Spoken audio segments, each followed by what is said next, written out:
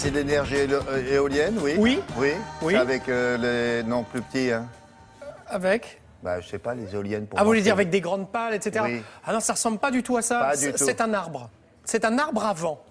J'ai trouvé ça assez romantique, assez poétique. Regardez, regardez, voilà. Alors là, après, vous allez le voir en vrai. Là. Et ça fournit de l'énergie. Exactement. Ça fournit de l'énergie. Donc, vous voyez, l'arbre lui-même est en acier. Mais ensuite, les petites feuilles sont en plastique. Elles sont, et elles reçoivent n'importe quel coulis, les courants d'air, même dans les villes. Vous savez qu'il y a des endroits où il y a beaucoup d'air. Oui. Ça pourrait tout à fait être posé à l'angle d'une rue ou sur des trottoirs. Et en tournant, ça génère, bien sûr, un mouvement, de l'électricité dans un générateur, et on obtient de l'électricité. Donc même pour une maison personnelle, vous mettez ça dans votre jardin par exemple, si vous en avez un, on peut imaginer que votre maison soit alimentée par cet arbre pendant toute l'année, hors chauffage. Hors chauffage. Okay. Mais déjà toute votre électricité. À quoi ça ressemble vraiment? Alors vous allez le voir dans le reportage, ça ressemble à un arbre à vent. Moi ça m'a beaucoup plu, regardez.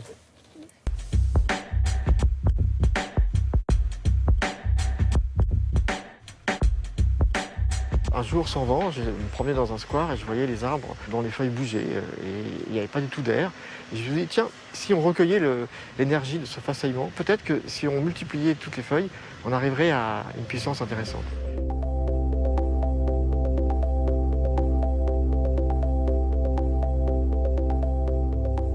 La production démarre avec une impulsion de vent minime inférieure à 2 mètres secondes de vent. Donc c'est très très peu. Les autres machines démarrent à 4-5 mètres secondes. Chaque feuille tourne sur son axe, produit de l'énergie qui est aussitôt redressée. Le générateur est à l'intérieur de chaque feuille, on ne le voit pas, tout est dissimulé. Les câbles après conduisent le courant produit à travers les branches et le tronc qui, via un onduleur, est ramené à la maison. Les feuilles, pour trouver la lumière, elles font un chemin. Dès qu'il y a un obstacle, la branche se coupe en deux. Et nous, avec les flux d'air, on a fait pareil pour que chaque feuille profite au maximum de l'énergie qui circule à l'intérieur.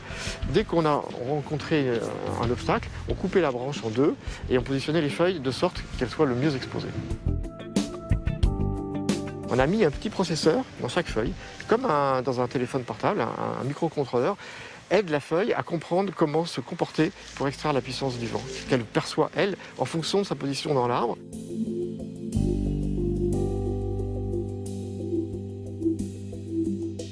On a voulu faire un arbre assez grand, on a logé beaucoup de microturbines, il y en a à peu près une centaine dans l'arbre, donc il a une puissance installée assez importante.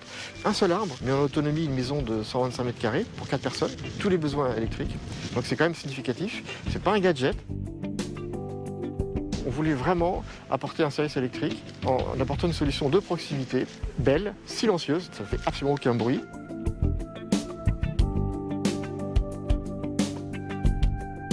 L'arbre à vent s'adresse à tout le monde, d'ailleurs beaucoup de gens de partout, qu'ils soient particuliers ou des collectivités, des maires de communes qui pensent à l'éclairage public, nous appellent et nous commandent des arbres déjà, dès maintenant. Tout le monde comprend et trouve l'idée pertinente.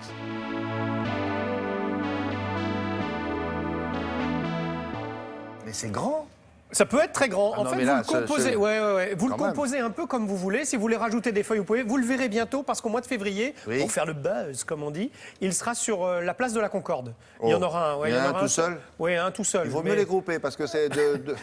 Alors, 29 500 €. À quoi? Ouais, 29 500 €. 30% de crédit quand même, impôt. Donc, ça fait déjà un petit peu moins cher. Non, mais je pense qu'à la base, au début, avant que ça se démocratise, je pense que c'est plutôt pour les collectivités, sans doute pour alimenter les réverbères, etc. etc. Ça peut être une très bonne idée. Ça peut être... Non, mais l'idée est bonne. Après, il faut que ça soit, comment dirais-je, il faut arriver à le fréquenter facilement, l'arbre. Hein. Oui, il faut devenir ami avec l'arbre à vent. De loin, c'est bien. Il est beau. Une idée cadeau, rapide. Oui. Alors, vous voyez, ça, c'est une petite caméra, on dirait un périscope. 146 degrés le grand angle, donc vous êtes sûr de ne pas vous rater là. Par exemple, quand je suis comme ça, là, je suis à peu près sûr de ne pas me rater. Ouais. L'idée aussi, c'est que souvent, vous voyez, quand on veut faire une photo, on pose et puis on se met plus loin, mais on photographie son ventre finalement. Ouais. Tandis que là, avec cette petite surélévation, on est sûr d'être dedans. Voilà. Donc vous pouvez l'emmener n'importe où. 16 millions de pixels, donc la qualité est fantastique. Et donc on peut se faire une petite photo comme ça, prise en main. Dès que vous le prenez en main, main, il est prêt à faire une photo. Voilà.